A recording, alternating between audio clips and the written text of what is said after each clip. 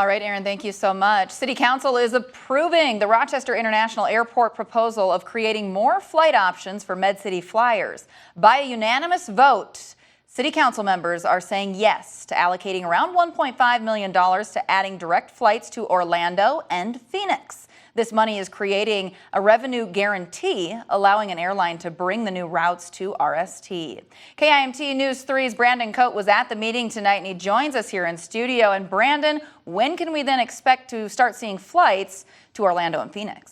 Well, Cami, that's going to depend on when the city secures an airline. Now, RST will begin looking for a low-cost airline like Spirit or Sun Country.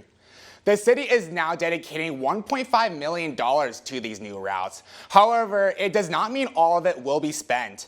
The money goes toward making up for any financial losses the new airline experiences. That's why this is called a revenue guarantee, to incentivize an airline to take a chance in the Med City. How much money the city will spend depends on the success of the airline. All present council members voted yes because they believe flyers are more willing to take vacations coming out of the pandemic.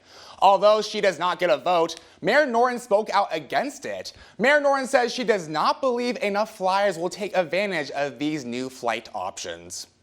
The idea that we're more concerned with sending people to a location for a vacation, that may be what people want to do this year.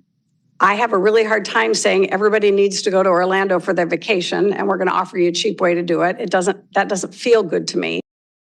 After getting into a contract agreement with an airline, the city has 3 months to back out if the airline is not seeing the success it is wanting.